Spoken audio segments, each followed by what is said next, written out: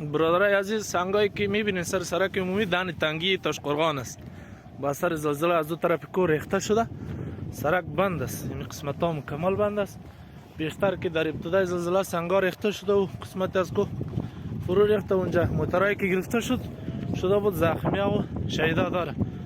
خداوند غریق رحمت کنه. پیش میریم. آجی صاحب داخل موتر چی شده بودن؟ این چیز بودن. موتر ما داخل موتر بودن؟ داخل موتر زخمی هستن؟ زخمی هستن. خب امبولانس پیش رو است، شما ببرید. پیش رو است.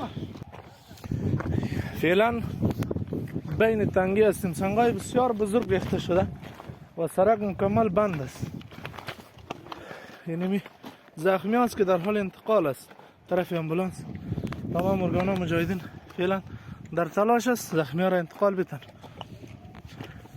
چون تاریکی از سنگای بزرگ دیده نمیشه و مکمل بند است. به امکانات زیاد نیاز است که تا سرک ها باز شود.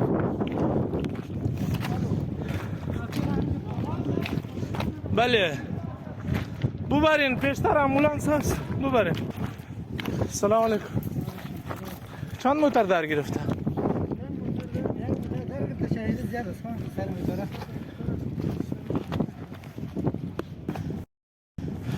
ما که از طرف تاشقرغان آمدیم داخل تنگی شدیم. بیشتر خسارات که دوستا دیدن، یعنی مکمل روی سرک از سنگا ریخته شده و این موتر هم در گرفته. زخمی ها زیاد است. شهیدا و زخمی ها مکمل به شفاخانه انتقال داده شده و پیشرو دکان هایی که بود دکان ها کلان از بین رفته و هم سنگ مکمل روی سرک ریخته شده تا که پیش میرین. سنگ های بسیار بزرگی. این موتر مازدا است در گرفته. این موتر هم در اون جریان بند مانده اینجا. این هم موترهایی است شیشه هایشان مکمل مهیده شده، در جریان زلزله دم قسمت مانده. سواری از اینا زخمی شده به شفاخانه انتقال داده شد کلا. این هم دکان های داخل تنگی است. ایشات من جا هم گروپ تو؟ گروپ تو دکان ها تمن مکمل دکان ها از بین رفته.